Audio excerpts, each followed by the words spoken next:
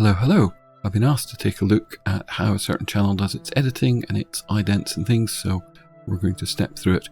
I've isolated the different elements that are used so that we can have a look at them. This here is the logo sting. I'm in Vegas Pro 15. Yep, so nice little logo. There's a moving background. He's got masked video with a moving background. Title thing, the same background. Another mask thing, but with a different background. It's a variant on the first one. It's quite nice. Yeah, nice little sting there. Again, another moving background with a video sitting in the foreground. And yeah, more of the same. Now, these are very well done. They're not amazing, but they are quite carefully and interestingly chosen. So this first one, ignoring the logo in the foreground, just looking at the background, it's a sort of moving star field with some hexagons that are flowing forwards and disappearing. That has been made, I would say, in After Effects. I don't know whether the channel owner made this himself, but it's good and it's well chosen, because one of the things when you're doing YouTube video is YouTube has a bit of a low bit rate. Which means if you can keep the moving elements down to a minimum, you've got more bit rate for the stuff that is moving. So a nice dark background with stars that are flowing but not too much movement. If you had a sort of plasma cloud over the whole thing, then suddenly that would be eating all your bitrate. But no, that's nice and clean, leaves plenty of bitrate for the logo. He uses the same background, but in a horizontal form later in the video. It's quite nice because he uses the hexagon. See, his logo sits in a hexagon, and his countdown things sit in hexagons as well, so there's a consistent styling across all of it. Now, when he's doing these little things where he's playing clips in a window, there's two reasons for doing that. One is it allows you to use clips of any aspect ratio. The video here is 4:3. Well, actually, is it? Yeah, I think it's 4:3. So, because this is a 16:9 window that it's playing in order to avoid having any black bars around the sides, he's using this little window inside. It also tends to be enough to defeat Content ID recognition. Thus, if, in this case, a certain children's channel was to be scanning through YouTube on Content ID to try and identify their videos, that windowing is probably enough to defeat that. Now again, notice the star field in the background. Although there's a bright green glow, which ordinarily wouldn't be a great thing for compression and not a great thing for bitrate, it actually doesn't move the glow, it just moves the stars. So you've got plenty of bitrate for what you need on top. And again, when he's doing a title here, he's using the hexagon thing again. Same starfield background. And if we go further in, blah, blah, blah. Here's another clip. It's 16:9 this time. And, well, we can actually see that it's been ripped off. But it's a slightly different starfield. It has actually got a sort of hexagon bokeh to it as well, which is quite nice. So it's quite consistent. And there it is being played in the background of another clip. So this is what we're going to reproduce, complete with these little countdown roundel things. But we're not going to do a hexagon. We are going to use circles. Now I've grabbed a couple of starfields. This one's a mauve, so yeah, might not preview brilliantly, but we'll see. And yeah, a bit juddery.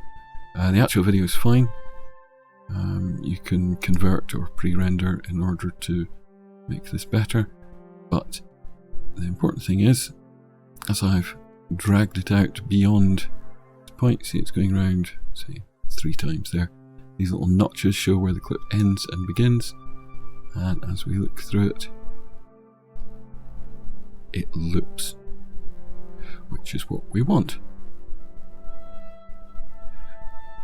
Because if it loops, we don't have an annoying jump here if we're playing it in the background. So that looped around just fine. We've also got this busier one, and again, that sort of nebula cloud in the background is less than ideal, but it doesn't move. It's just the stars in front of it that do, so there's not too many pixels changing between them. Now I'll just drag this out a little bit more, so we can see the join line.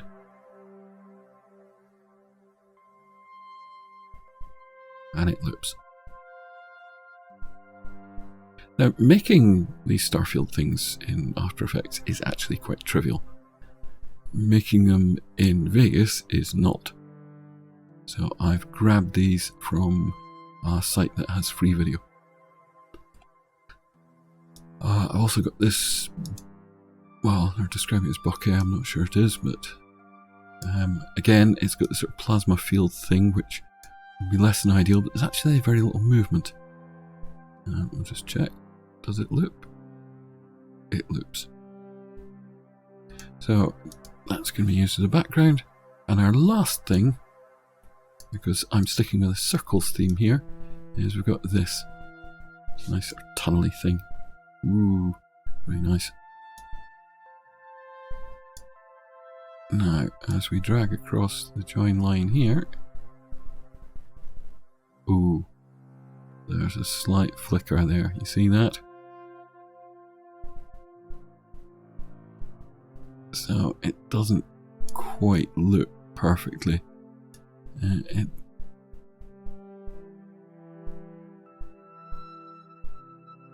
With a bit of chopping, I could maybe make it loop, but I'm only going to use that for certain things and certain short things, so that's not going to matter. Okay. Right, let's take a look at this. This is his main logo. Let it play through in real time. But let's just stick a loop region on it. See? Drag, drag, drag. Click. Turn loop playback on and play it. And it'll just play over and over. So, what we've got is maybe, well, we've got the background, that's one element. We've got the hexagon, that's another element. We've got the RebelTaxi logo, that's another element. And we've got the driven by Pan Pizza thing at the bottom, which is another element. So, background, hexagon, RebelTaxi, Pan Pizza, 4 elements to this. So we're going to have to make 4 things. Now, I'm just going to stop it and take it off loop. And we'll play through it slowly. You see how it arrives on the screen? The background is just playing, there's nothing to be done with that. But the hexagon emerges from the top. Well, actually, no, sorry, I beg your pardon, it emerges from the bottom. And the RebelTaxi logo appears from the top. Now, there's a couple of interesting things. As it animates it in, you're going to watch that hexagon. It rises up till it's centered, and it continues beyond that and slides back in, as does the RebelTaxi logo. That's quite a nice little extra bit of effort, which makes things look nicer.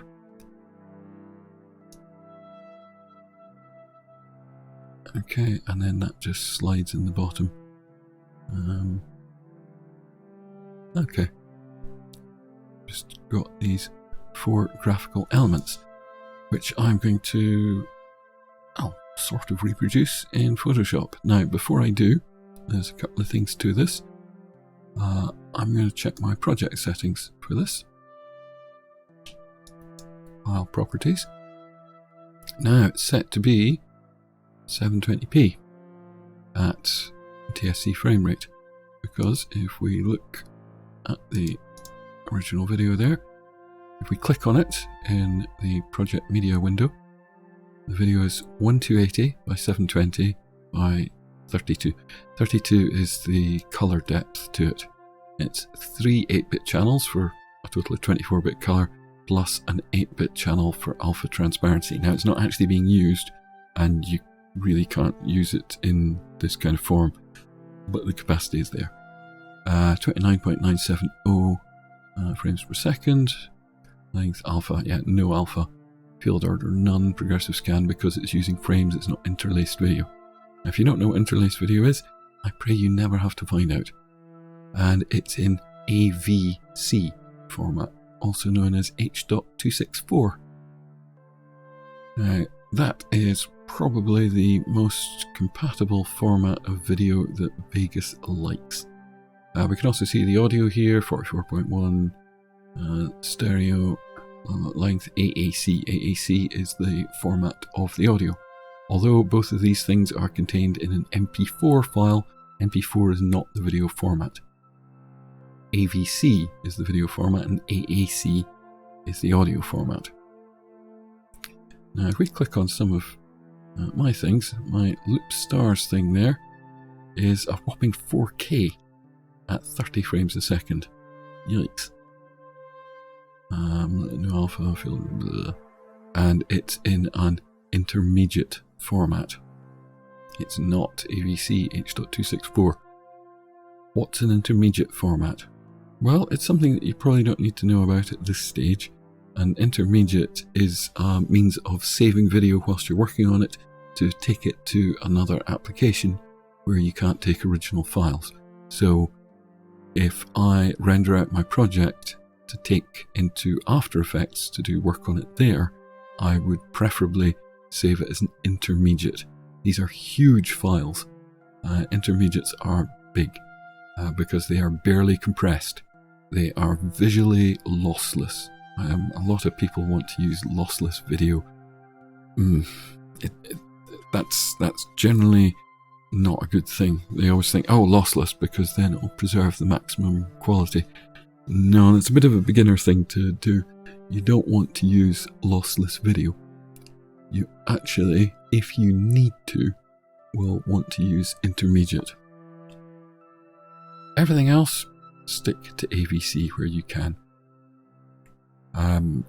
Intermediate is really just for taking things between applications.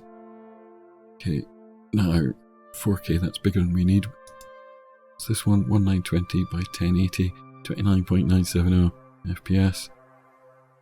Our bokeh is 720 at 29. Ideally, you want all your clips to be the same. So this one, 1920 by 1080, 30 frames per second. We're actually going to make a project that is... I'll drop it down to choose, but these are just presets that are a starting point. I'm going to choose 1080p.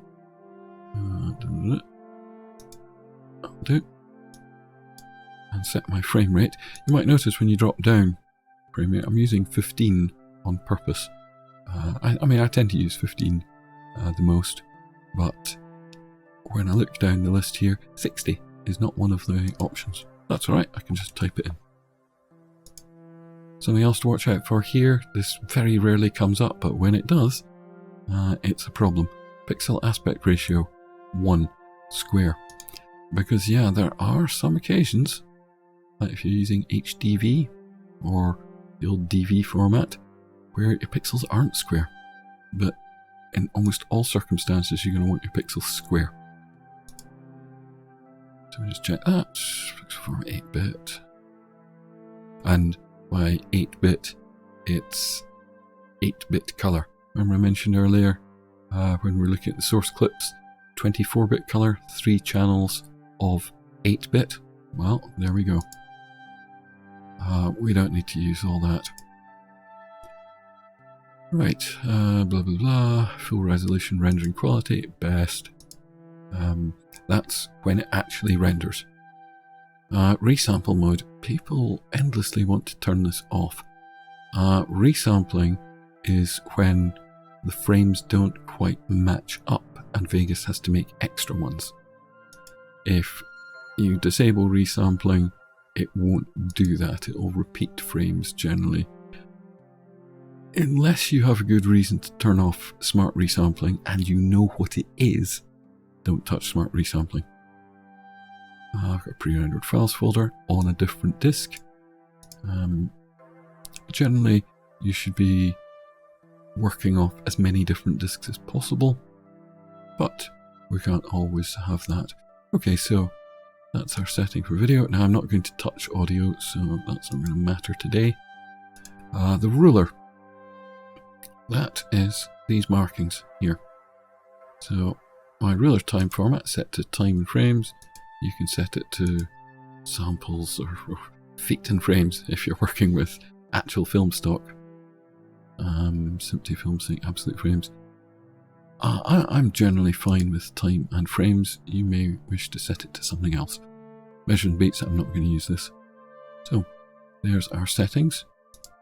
1920, 1080, 60 frames a second. Okay. Right, hello Photoshop. I'm just going to make a new file. 1920 by 1080, blah blah blah blah blah. 8-bit square pixels. Don't need a background. Leave it on transparent. Fitting. Okay, there we go. I'm just going to nip over to Vegas. There's his logo. Copy snapshot to clipboard. Back into Photoshop. And paste. So there we go. That's how that logo is laid out. Now, he's using hexagons. We're going to use circles. So let's take the circle thing, say, put it on the timeline because that's what I'm going to use. Copy that in and use that as a layer. Now, the only reason I've got his in there is to refer to it. The circle thing, that's going to be ours. And the only glitch in this lies in the center when it loops around. But we're going to be covering that. So, I'm going to select my elliptical marquee tool. I'm going to draw a circle. Now, by default, it's an ellipse. So I'm going to hold down Shift to constrain it to a circle. That looks like a good size. And by dragging it up, these pink lines show the centering lines. So when I drag it there, I'm vertically locked on. When I drag it there, I'm horizontally locked on. So there we go, that's bang in the middle. And just checking through this, that lines up. The circles in the background are not off center. So we've got our nice circle. I'm going to make a new layer. And I'm going to fill that with foreground color. It doesn't matter what it is. That'll do. And deselect. So we've got a circle. That is going to be the basis of our logo. So what kind of logo are we going to make? Well, if we have a look at our friends there, he's got a thick black border. He's got a lighter black border, so he's using various black borders and he's got black and white checkerboard in the background. So I'm going to make something along the same lines. I'm going to make a new layer. Click, drag. Self a circle. Center it. There we go. And I'm going to fill that. Foreground color again, so it can be invisible. So deselect. I'm going to press Ctrl I to invert it. So that's the opposite color. So we've got a pink circle sitting over a green circle. I can color all this up later. We have some nice blue for our background. It's a sort of cyan light blue. Notice he's using blue and yellow. Blue and yellow are relatively opposite colours. They're not quite opposites. Blue and orange would be opposites, but it gives a nice high contrast. Okay. So I'm going to drop a logo, and we're going to hop on back here later on. Okay, we are back. Now, I've got my background turned on, and I've done a little bit of circle drawing and deposited in a K. Voukoder bar, don't you know? Everything on this is a circle, except for one layer. Oh, well, which is actually also circle. It's a half circle with a straight linear blend across it. Nothing fancy. So there we go. Now, to colourize it. I haven't been paying too much attention to the colours. I actually don't mind these greens and pinks. So, I'm going to select my furthest back green one. I'm doing it over the background that I am actually going to use, just to make sure that it is distinct and sits there on it. And image adjust hue saturation, or Control U, and that will allow me to play with the colour of it by adjusting the hue. You can straight colourize, which is generally better. Hue saturation and lightness or luminance. So I want the colour to be bold. Ooh, blues kind of work. Reds, yeah. But what I'm actually going to do is make it black. Okay, just so it stands out from the background. There we go, nice and simple. Now the other green inner ring, which is also a circle, do I want to make that black? Well, Control U. Well, it kind of works as black. It's not the most dynamic thing we could have.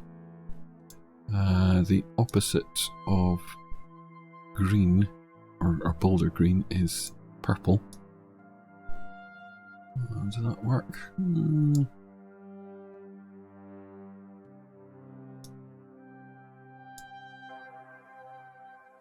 Stuff out. Let's just keep things simple and stick to a black. There we go.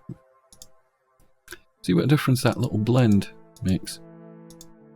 Just lifts the design slightly. Now the K, we can get fancy with it.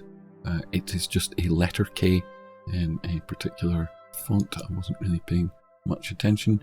You have the blending options in Photoshop, so you could have the most common thing to do is a drop shadow, and there we go, just to make it stand out.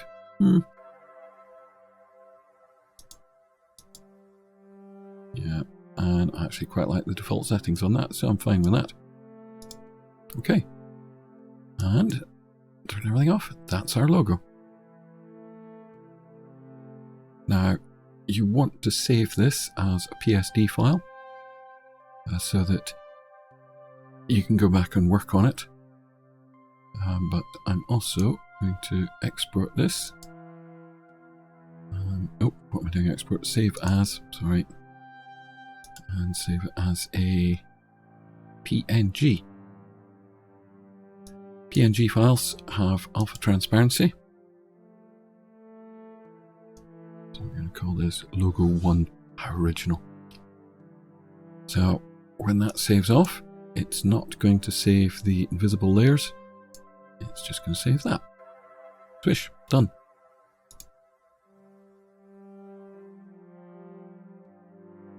Okay, now we need a thing to drop down, and I'll just nip off and do one of those. Back in a bit. Okay, and we're back, and we've just made a little block. That's just this little bit at the top. Oops. We're going to keep it to relatively compatible colours. Use blending options to drop shadow that text. Now you see it doesn't look quite as good because the distance is so high, so if we just knock down the distance a little bit on this one and reduce the spread a little, take down eyes, there we go. So that looks similar to the one behind and it's slightly more readable. Now, do I want to change the colour on that? I don't think so. Now you might notice I have labelled all my layers. So, outer circle, just double click, give it a name. This is a very helpful thing to do so you don't get lost. So our background block here is that. Pink block is just another one on top. And the stripes are those. So we're going to colour them up. I think the background block should be black. So Control U. Well, not sure it really works as black. Perhaps what I need to actually do to create some separation between that and the bit behind is to actually use blending options again and give that a drop shadow. Yeah, just makes the difference. Yeah, that'll do. The pink has worked out. Those stripes look awful. So I'll just Control U, colorize those. What's a nice colour for that? Maybe a bright green?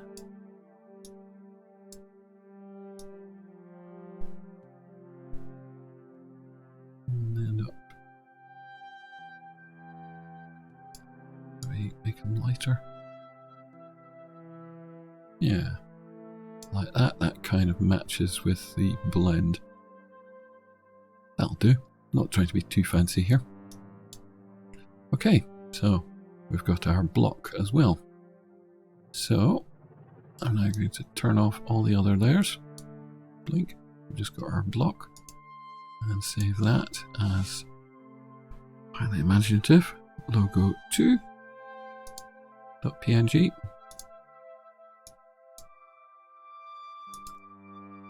And that will save just that with everything transparent. Now that's particularly important because of the shadows that we have here. Just zoom right in. There's a little bit of black shadow coming off that. If I... Oops, not that one, the background block. How is it you disable them again? Yeah, like that. See, you can see it coming in and out there. Right. So, we're basically done. Oh, we need one more element, don't we? So I'll make that and come back in just a sec. Okay, we've made our little bottom bar. These things are often referred to as lower thirds, but lower third has a quite specific meaning. It refers to the lower third of the screen. It's where you put text and other information. It really stems from television. Anyway, let's just nip back to Vegas. Now, if you look closely, when his thing comes on, it's got a black background, but it's translucent. So, we're going to colour ours up.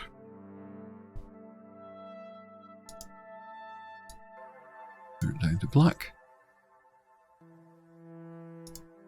And we're going to adjust the opacity of that layer. The reason for having these black backgrounds is just to make things more readable, especially when you've got a moving background. I'm sure you've seen white subtitles on a white background before and how hard they are to read.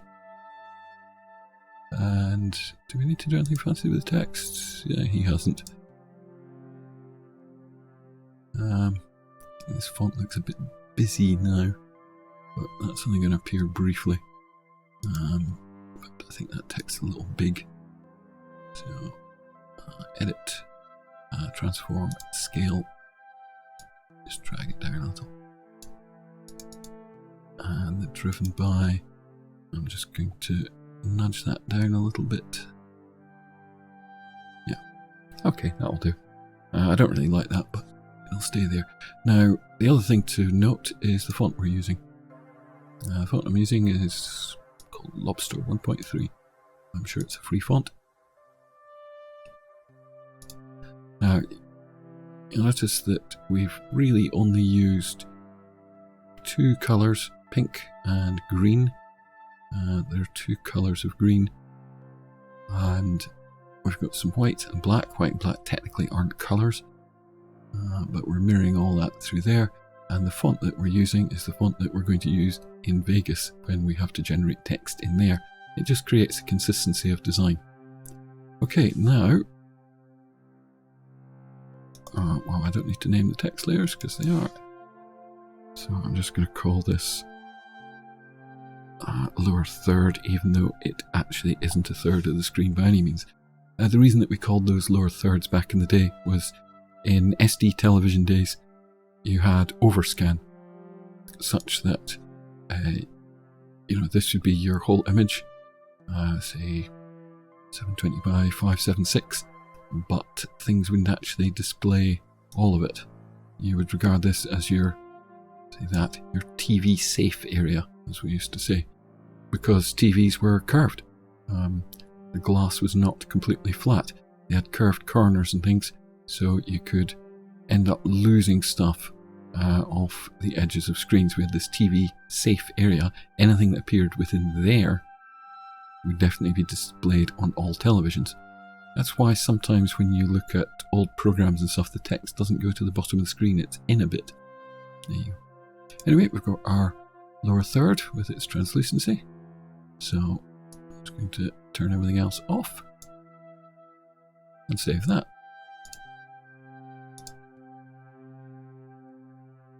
Logo 3.png. All these files will be in the download in the description below. Right, done. Turn everything back on. There's ours, and we'll compare this to, there's his. I think his has got a bit more work to it, but as a quick example, yeah, I'm happy with that. Okay, so I'll save that off as a PSD file.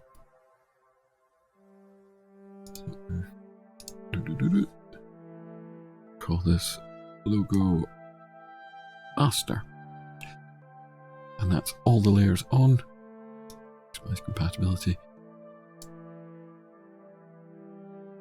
But we have groups that we can turn on and off. Now, a smart thing to do is to chain them together into actual groups. Like the lower third there, so that they're chained together, so I can drag them around and they'll stay together. Likewise, we've got the block, so chain those together.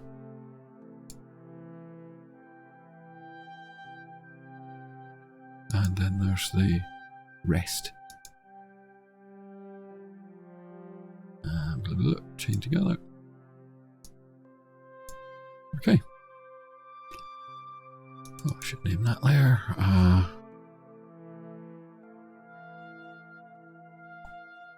And that one as original. Why not? Okay.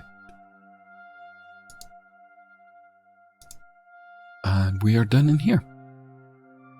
Okay, we are back in Vegas. I guess I can clean those up. Oh no, we'll keep them for just now. Right, here's our background. We're going to make a new video layer. In fact, we're going to make 3 new video layers. 1, 2, 3. There are different elements that go on top, and I've imported these into Vegas. So there's logo 1. Badoing.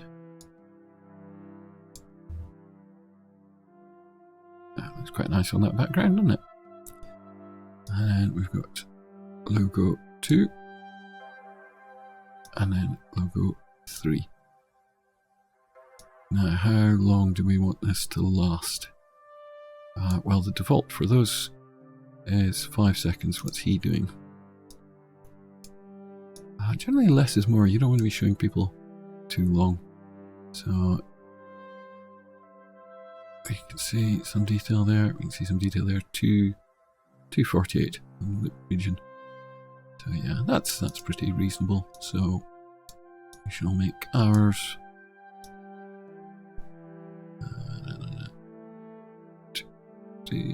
9. Oh, can I not make it 3 seconds dead? Zoom in a little. There, 3 seconds dead on.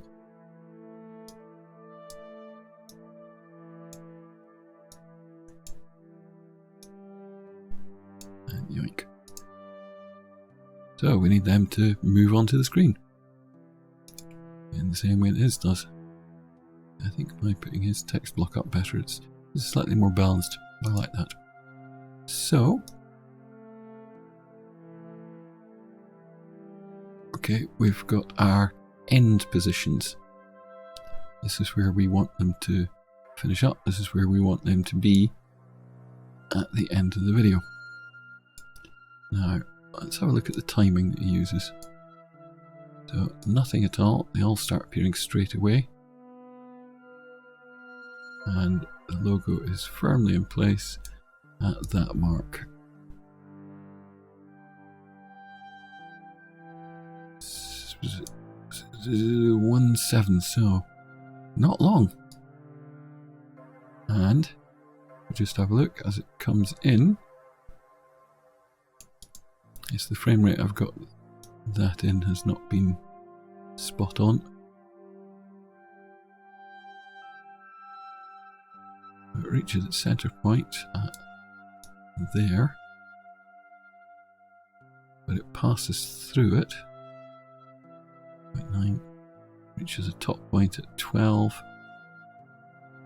and slides back slowly. 17, 18. Okay, and then it waits for a bit.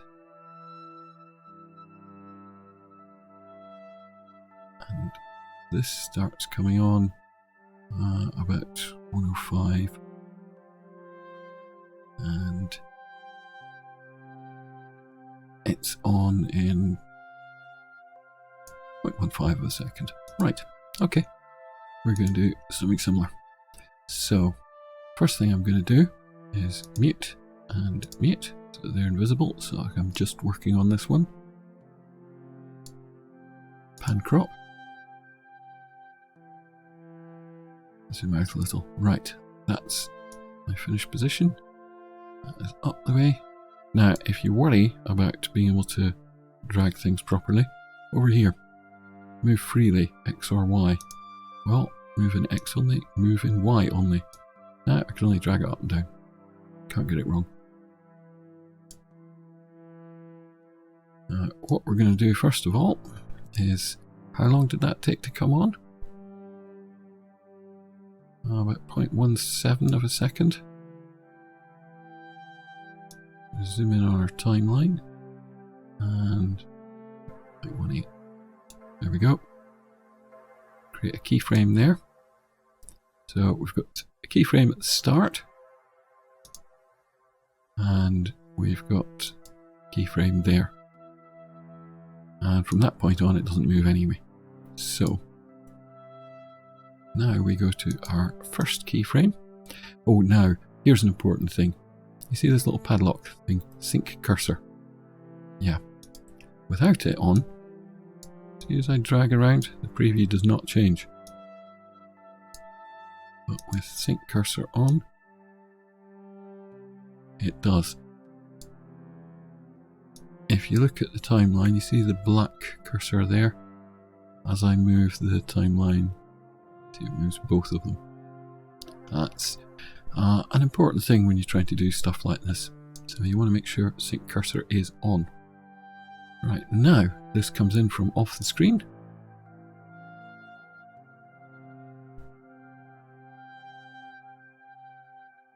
I think it starts appearing almost straight away.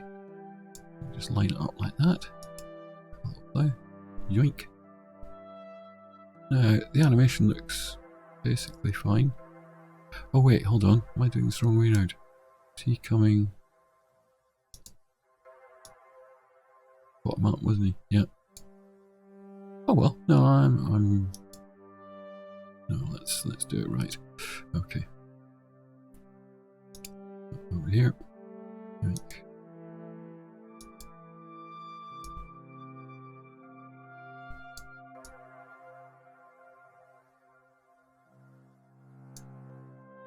As I say, there's a couple of other steps in it.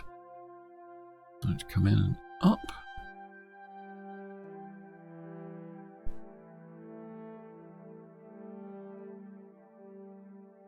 So that plays correctly. But there's one extra element to this. First of all, I'm going to delete that keyframe. And then I'm going to put it back. Because we've got certain moments that we want to hit. About there, I'm going to make an extra keyframe. Because we want to come in, miss, and come down.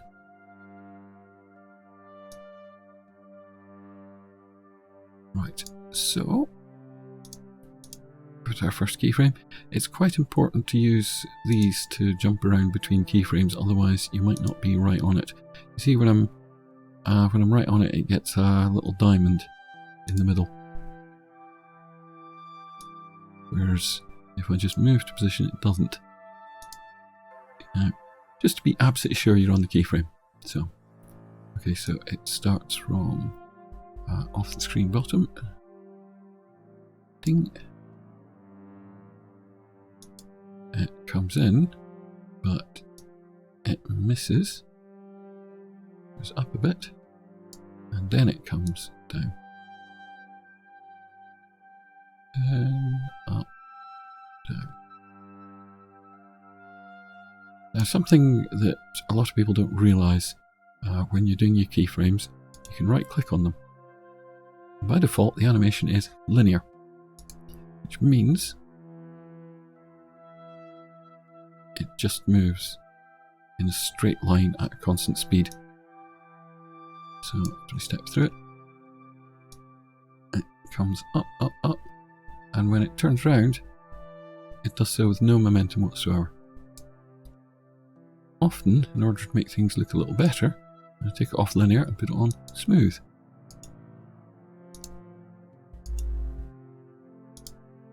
That way, our animation has sort of momentum and inertia, and it just creates a nicer look. Okay, so there we go. Our key pops up nicely, but I would say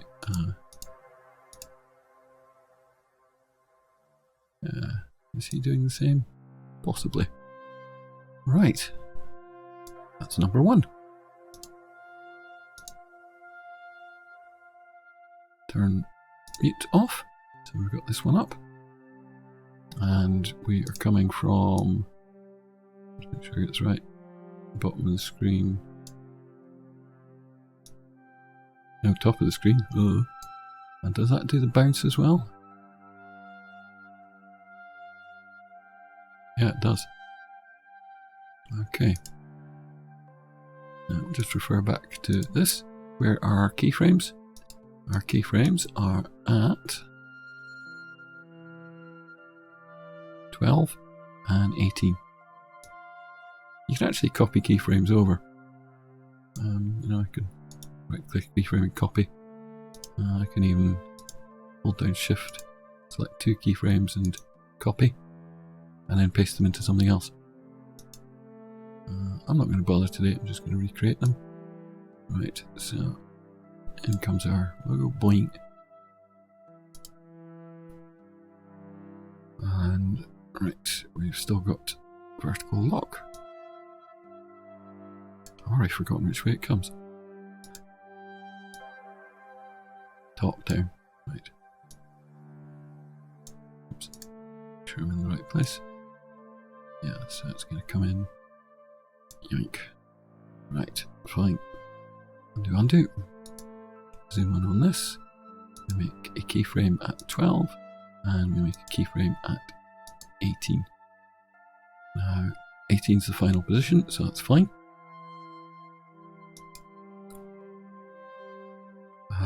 that is going to be the lowest point. That's going to be off the screen. And we're coming in from the top, aren't we? Jeez, why do I forget this? Yeah, we're coming in from the top. Okay.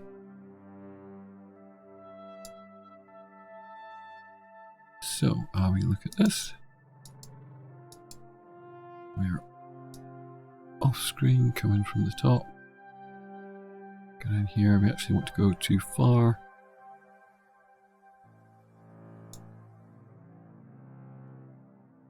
No, we don't want this in the final position. We want it down a bit. Too far. And then we're going to make all our points smooth.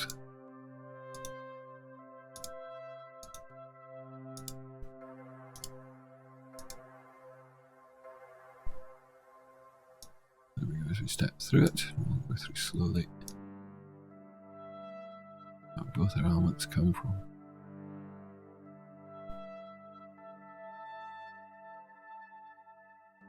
There we go. So, make a little looping region and play it. Loop, play. Yeah, that jumps on nicely. Done. Oh, turn off loop region. Okay, one last thing, and that's sliding on this. When did we decide this came in? And then start sliding on about 105, gets there about 120. Okay, we shall do the same. Turn off the mute so that ours is back on.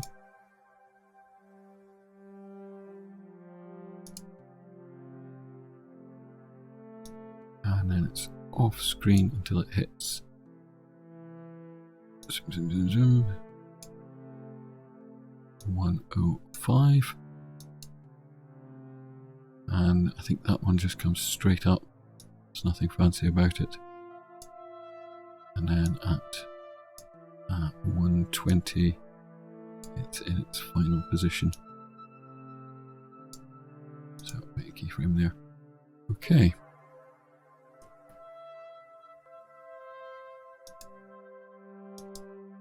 So we're still locked on our Y. So let's take that off the bottom of the screen. Actually, there's an instance where I should have copied a keyframe. Oh well. Saves me having to do this twice. And we shall make these smooth as well. So it comes to a more gradual stop. Now it all happens pretty quickly, so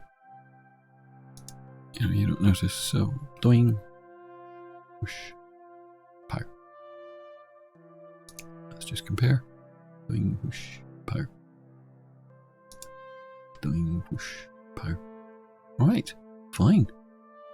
Not so keen on that pink and green colour scheme now. Of course, I could colourize the background. Use event effects, biggest effects, and we can do the HSL, hue, saturation, luminance for that. So it's not as powerful as the Photoshop one, but we can muck around with it. We could change it to a different colour.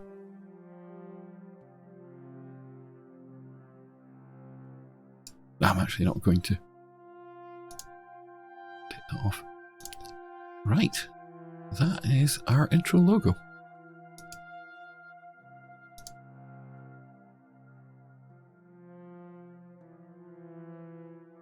Now, one thing I should have checked early on. Insert text media. Actually check if Vegas likes the lobster text. Vegas can be quite fussy about oops, select your stuff first, about which fonts it likes. So, uh-oh. Yeah, Vegas don't like that one. You see it appears just fine in the preview, but it doesn't appear fine on the screen. Blast. You generally want to make sure that it is. Well, that's not great. Just delete that. Let's see if we use generated media. If we use legacy text, I don't like using legacy text. Legacy text is the older text plugin, but sometimes it works better with certain fonts. Yeah, I see it likes that.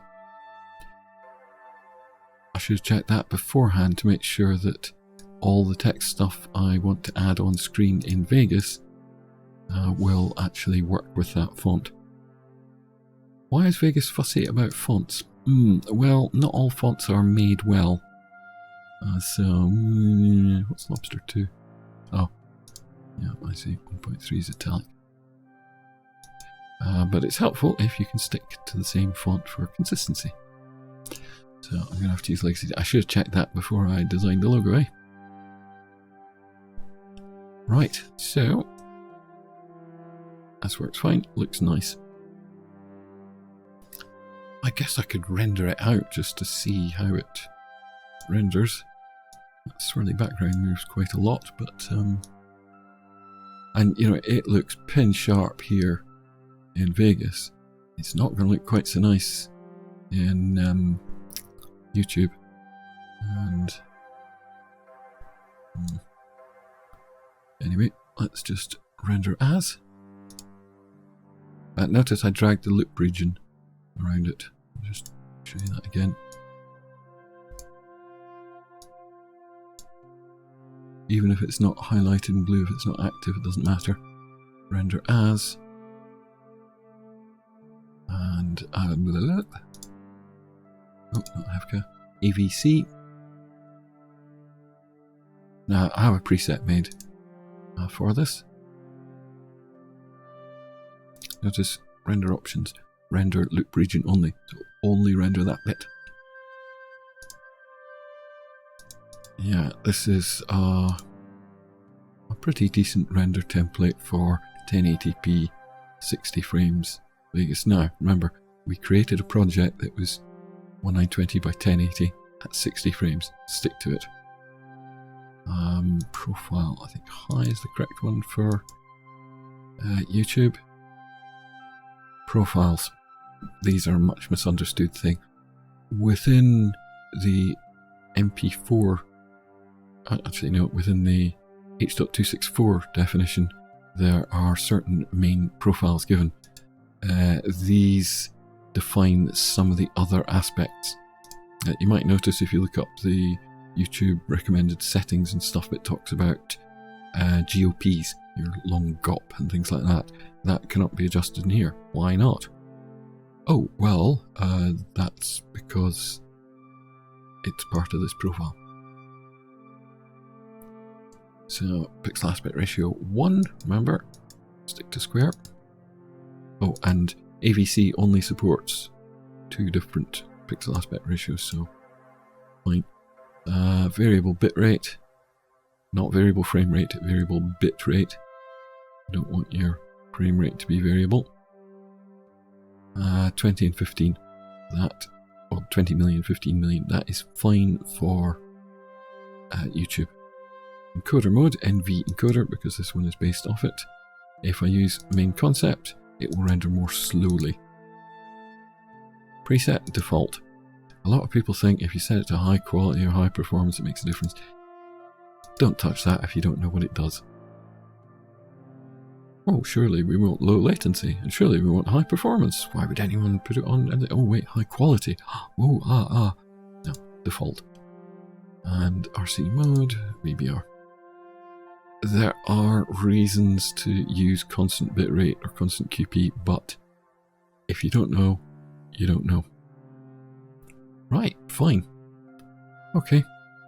The last thing to check. Color space. Rec 709. That is what YouTube likes. You'll sometimes see when you're rendering videos with dark backgrounds that they come out sort of grey, or the colours come out light or bleached. This is often because of the colour space. I shall just show you what that means. So that one. Levels. Vegas levels. Okay. Now it's a default here. Studio RGB to computer RGB, or computer RGB to studio RGB. Ooh. Why'd that lighten up? Why'd that darken down? Yeah. This is the difference. There's the default. You see, RGB is 8-bit. Each channel, red, green, blue, RGB, is 8 bits. And 8 bits is 2 to the power of 8, because binary, 1 or 0. So that's your 2 possible states. 2 to the power of 8 is 256. So, yeah, that doesn't sound like a lot, does it? There's only 256 levels of red, 256 levels of blue, and 256 levels of green. But there are 16.7 million combinations of them. So you get a lot more colours than you think you do, but in some cases that's not enough. And horribly, Studio RGB, see, computer RGB does the full 8-bit range, but Studio RGB does not. Instead of going from 0 to 255, it goes from 16 to 235. So lose a bit off the top, lose a little bit off the bottom. If things are not set up correctly, you can end up with a sort of milky looking render. Like that. Or something that comes out too dark, like that. The levels command, and changing from studio to computer RGB or vice versa, is what fixes that. Now I'm just doing that on one clip here, but in actual fact, see, one of the great beauties of Vegas is you can do track effects, where I can do the same thing, and instead of applying it to one clip, it'll apply to everything on that track. And does it hide up here? No. Oh, FX here, video output effects. This will apply it to your entire project. So if I do a levels command, a levels effect here, turn that off, and I change it. See, it affects everything. You might think that looks sharper. It's up to you, but generally don't touch these things unless you need to touch these things.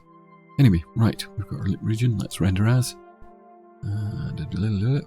Oh, now, also worth mentioning, there's Sony AVC in here. What's that for? Oh, these are just leftovers from before Magic's bought Vegas. So you're better off using Magic's AVC. And what's Voukoder? Voukoder, people talk about this. Voukoder is an alternative render engine. It's actually quicker and better than the one built into Vegas. Seriously. It's slightly trickier to use. This is how it shows up. I'll use one of the presets, customize the template.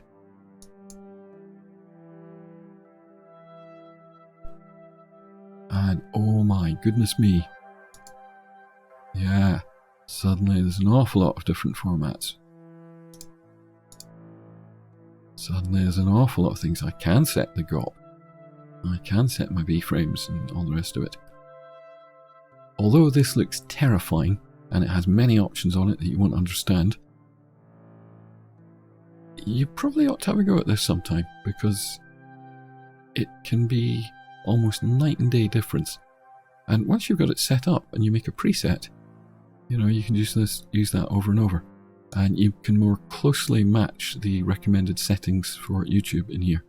Now, I don't know all the settings either. I am aware of what QP is, but I don't necessarily know what would be better values or why I would ever want to change those. You know, I know roughly what AQ is. It adjusts how the macro blocks are actually included in the video, but that's another topic. So, you know, I don't know what all the settings are either. And I did video professionally for 15 years. But I was never a tech guy. Anyway, yeah, there's a whole load of stuff in here. Try this at some point. I am just going to render with the simple defaults today. Pizza. Main logo. There we go. And render. Oh, nuts. Helps if we actually select a template. Idiot. Just check mine again, make sure.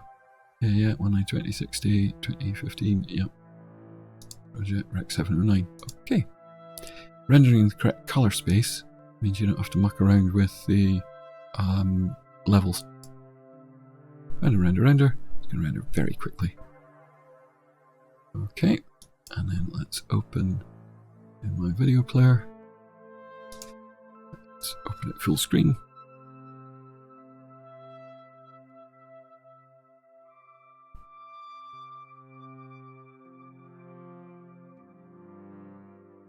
Nice, that'll do.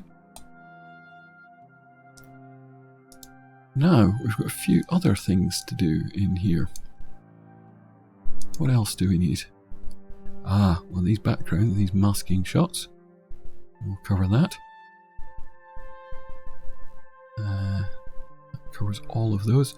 And yeah, how does he do the countdown? Well, same way we just did the logo. Look at this. And instead of things dropping down from the top of the screen, it crossfades into that. It appears in the middle. It zooms up towards, and then it slides back a bit.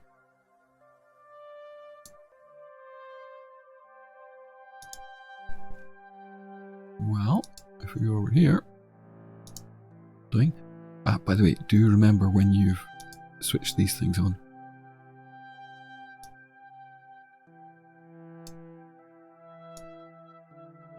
And that's how I would keyframe that to zoom in and out. No. Oh, I don't have the snap on, do I?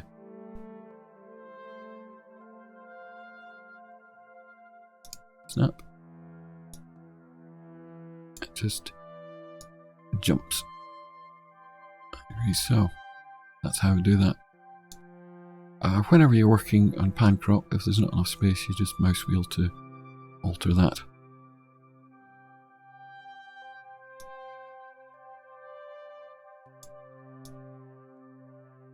I might want to lock that in the middle as I'm doing this.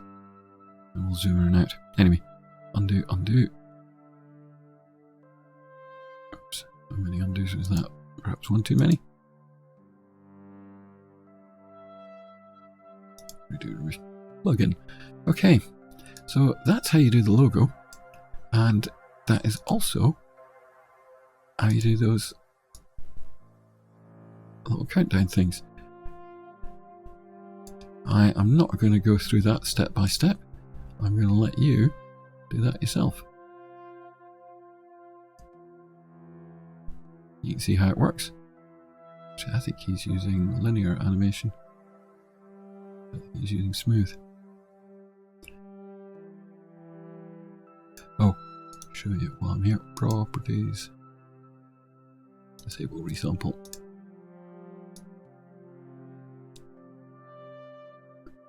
Notice we don't have any of the blurring in betweens. Yeah, because I'm playing this at the wrong frame rate. This sticks to absolute frames and doesn't make any in between. Now you may think that's better. It is and it isn't. There's lots and lots of settings you can use for your clips in your media. There are all kinds of switches that you can use. And you see this goes blurry now. Surely that's a bad thing. Well, it looks smoother. You can't see the blur when it plays. So yeah, you might want to do some experiments with resampling before you make any hard or fast decisions about how you use it. Generally, it's better to leave all your clips as use project resample mode, because then you just change it in your properties here to decide whether there's going to be any resampling or not. Now, will that affect our logo? No. No, it won't make the slightest difference to this, because Vegas is creating each and every frame of that, so there was nothing to resample. It really only comes into play when it's dealing with stuff that is at a different frame rate or is slightly out, or, you know. Turning off resampling can make rendering quicker, because it no longer has to calculate these blurred in between frames. But on the other hand, here I've got the same clip twice. You know, this is at full speed, this is it slowed down. To slow down a clip, you hold down Control, click and drag the edge. You speed up or slow it down. That way. There are other ways of speeding up and slowing down clips. You can properties, playback rate.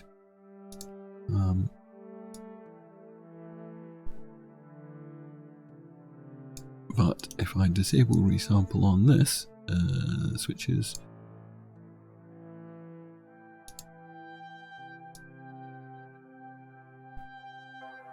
Now it judders on. It doesn't look quite so smooth. See? See, as I play it in slow motion, it looks jerky. Now, if I take the switches back, it is resampling. Oh. I'll shut my mouth. Yeah, it's a bit smoother. Still not great, but it's a bit smoother.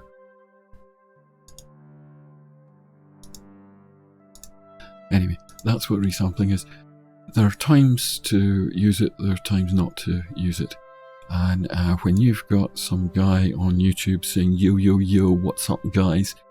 And he looks like he's 12 years old, he's probably not the right guy to listen to when it comes to this. Right, okay, we've got one more thing to do. Oh, what are we going to do this time? We are going to do the masking stuff. When he plays clips like that. There's a few different ways of doing this. He's playing them at different sizes. I don't think he's doing this in Vegas. What I would recommend you do is make yourself some masks. Okay, here's our blue.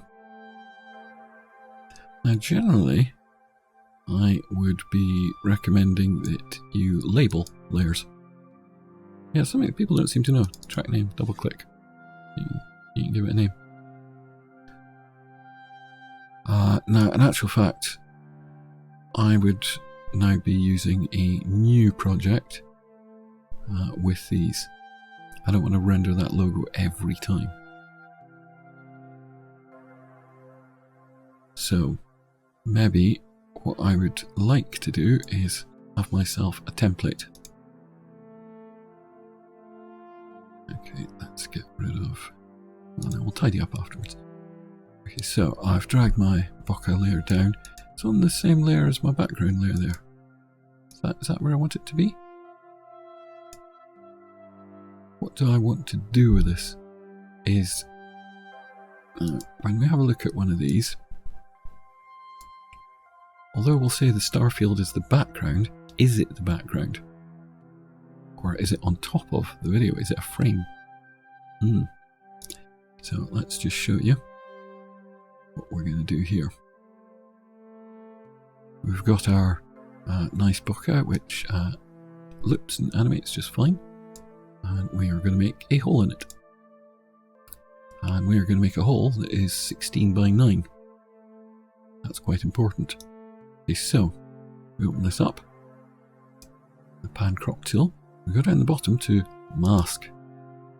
Tick the mask box to turn it on, because you can entirely make a mask without turning it on. I'll show you later once we've got one.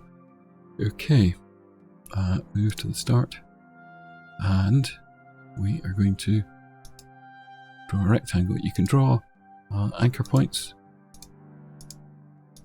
Nice wacky frame like that. Undo, undo, undo. But we are going to draw a rectangle. Now, it's snapping on, but I don't think it does with masks. So we draw ourselves a box, and we want this to be 16 by 9, so we want this to line up bang on.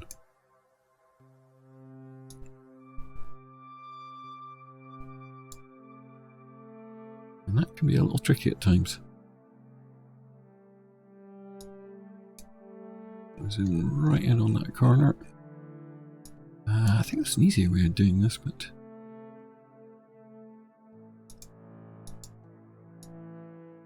there we go.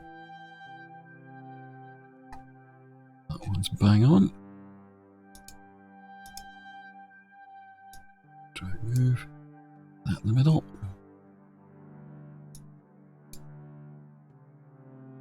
Now we're going to drag this one. This point. That's bang on. Yeah, so the snapping is working. It wasn't working when we drew the box. There we go. And the last one. Oh, if you're wondering how I am dragging around, whilst the hand tool is generally available, you're sometimes better off zooming out and zooming in. Right, okay. Our mask is exactly the same size as the full frame. That's not what we want. We want it to be smaller. So, we're going to carefully take that down. Ching. Oops.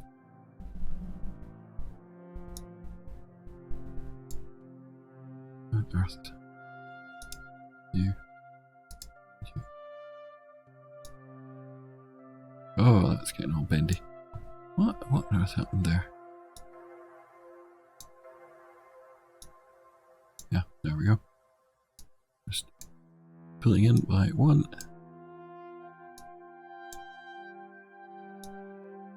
See, even when you've been using Vegas a long time, it still surprises you in ways. Okay, there we go. It's the wrong way around though, isn't it? So, mode, negative, ding. Now that's a hole. We actually made a frame. So, pull this up, and I'll rather cheekily use this guy's logo.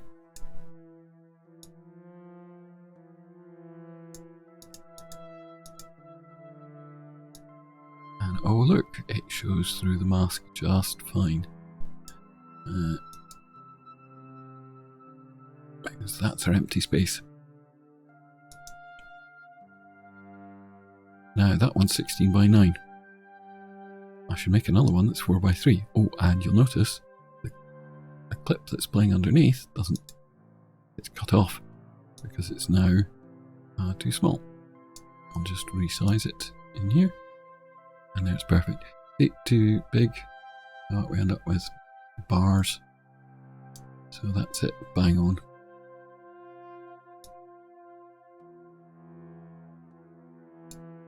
And so that lines up with our mask. The other way to do this, okay, blue, put that there, and without any masking at all, this, doink, shove that on top. Oh. Well, I've accidentally done it for myself because I'd resized this anyway.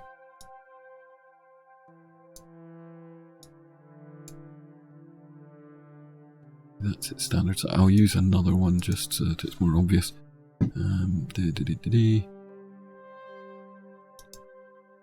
Our subclip. It's got audio on it. Yeah, alright, let's not do that. Let's just use one of our others. Will do.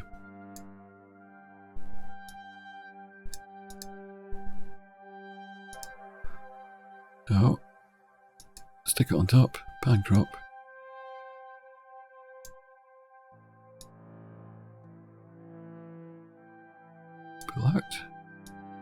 Pull out, and it just sits on top nicely.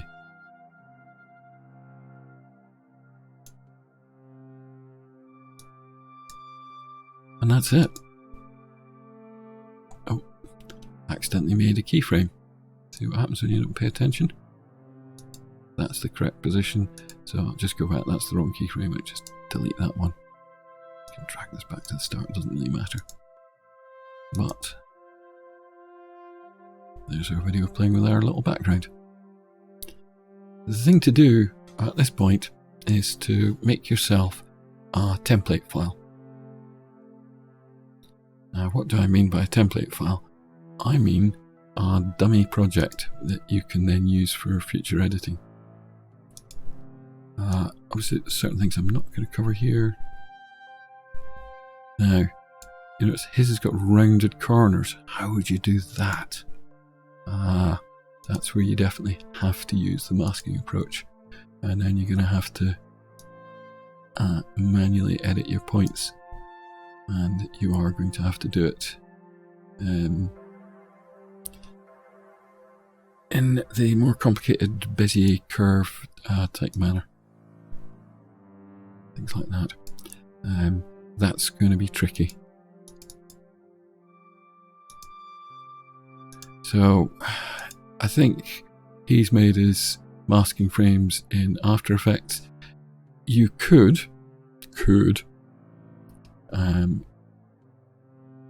use a situation. So you've got to be careful that you don't accidentally create all these keyframes. What you could do is create a mask without any clip in the background, and then render that out as an intermediate. See, I told you I'd tell you what intermediates were. With an alpha channel. Because then that black square is blank. Now it's quite hard with the masking tools to make, say, rounded corners. That's quite tricky in Vegas. Has he done it in After Effects? Could well have done. And that's how you would use a nice frame intermediate with a hole in the background. But intermediates, as I say, are very large files. So you tend to not want to use these unless you have to.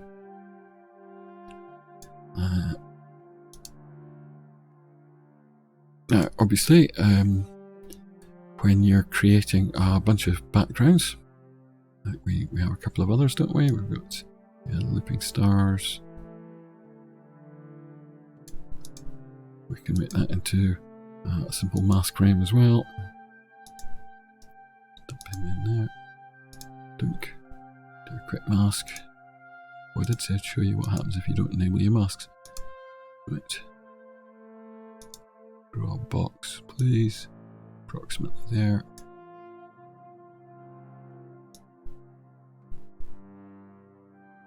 Oh, we've got snapping off.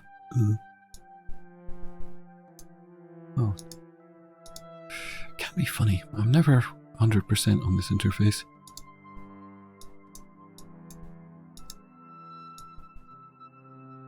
There we go, snapping. Should maybe have done this when I made the rectangle.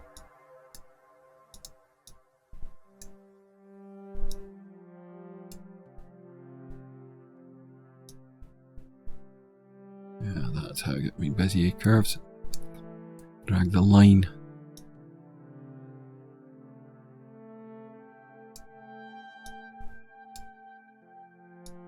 So if you want to play a video that's a different aspect ratio, I would suggest you make some frames, some mask frames that are different sizes.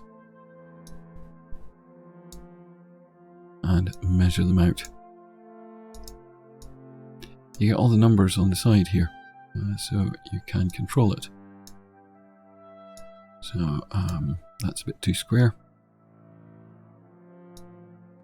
But a simple ratio calculator will tell you. There we go. There's a sort of 4x3 hole. And we're at mode negative.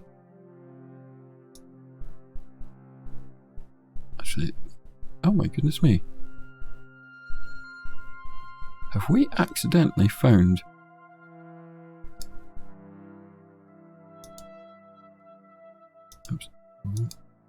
the exact star field that he uses?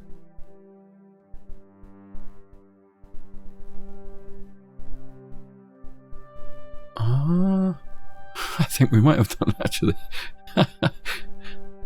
That matches up just too well. Goodness gracious. Anyway, take that out of there. So there we go. We've got a nice hole and we've got the stars moving. So when I say make a template file, I'm going to tidy this up because we don't need these anymore. See, most of these are just templates with different backgrounds. Fine. And that little interstitial there where you layer some text on, that's a static graphic based on the logo, tinted green. Just nip over to Photoshop and do myself one by selecting my element, turn off those, turn off the background.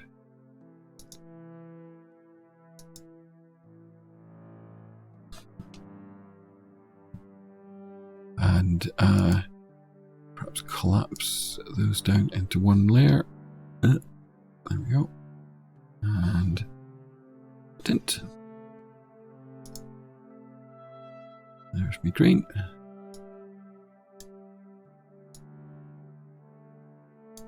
Has he blurred his? Nope. It's solid green. I'll get rid of those blacks, I would say.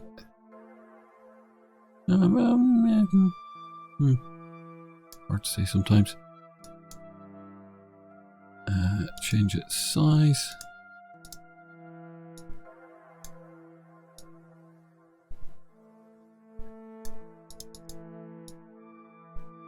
And then save that off and use that as a background image that I'm going to layer text over. Yeah, I definitely want to get rid of the black. So he's got that translucent black window again.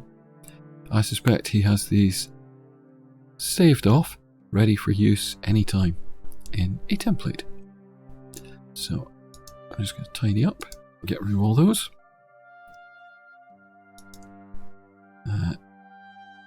These clips, because they are linked, I'm going to select them all, drag to the start.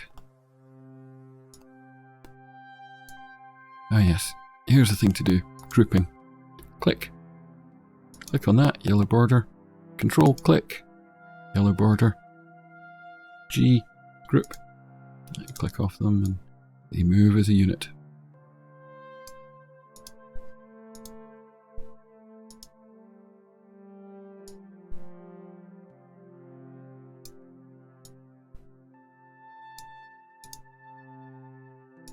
And this is my template. So whatever project I am making,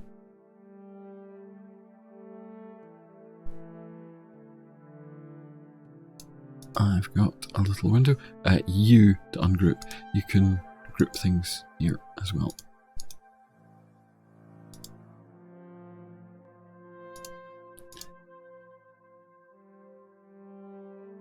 Whatever project I am making, I am just slapping footage. Let's just delete that for a sec.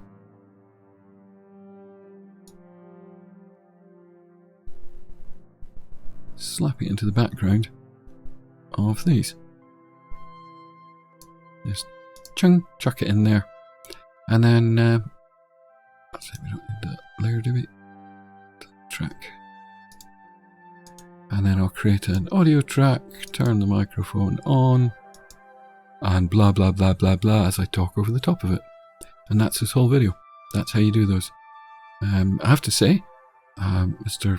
Pizza, what's his name?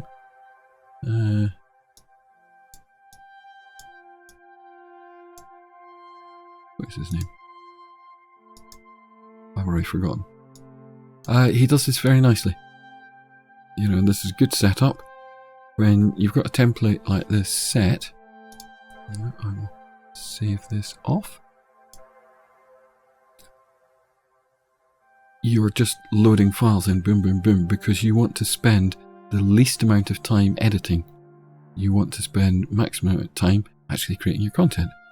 When you've got a bunch of windows like these already set up to dump your footage into, then you're making life considerably easier for yourself, because you're just dropping in a few clips and then doing a voiceover. Oh, now, here's a prime example. See this one?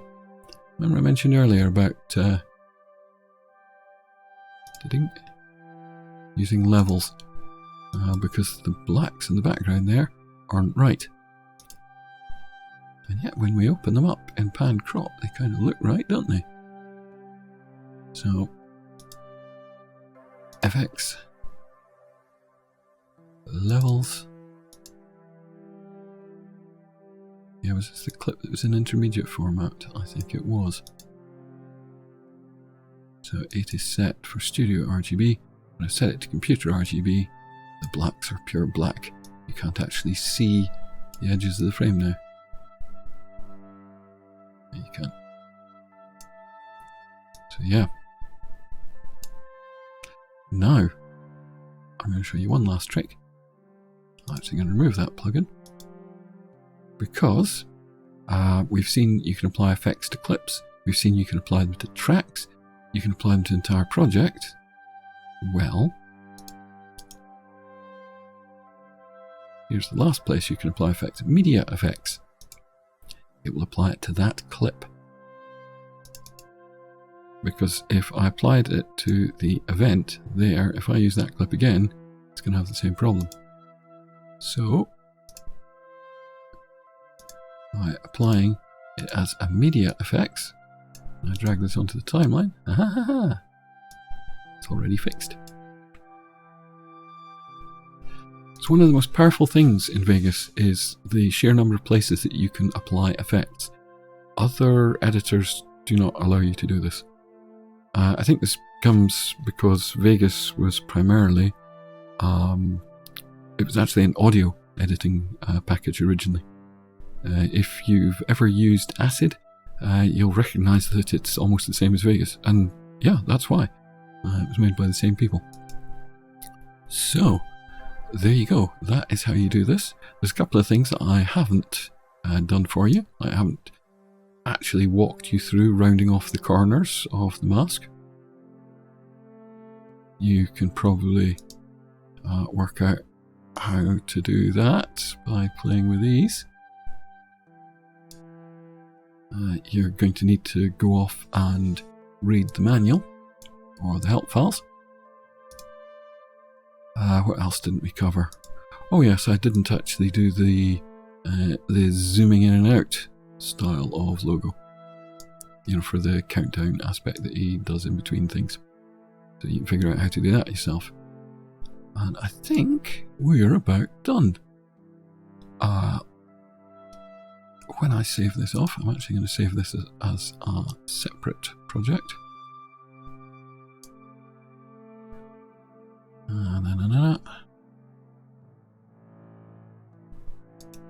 Yeah, you can ignore all these. This is a normal work folder for me.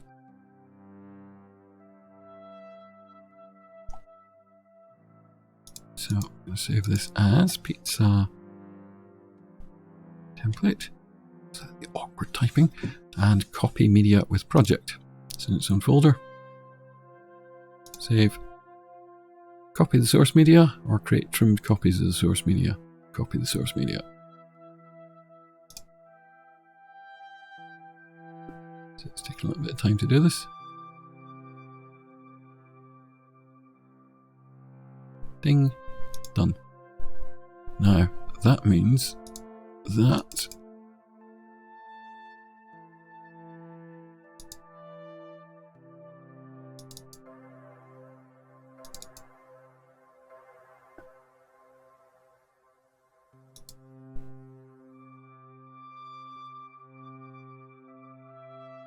Now it's saved off, and that means it's in a folder on its own.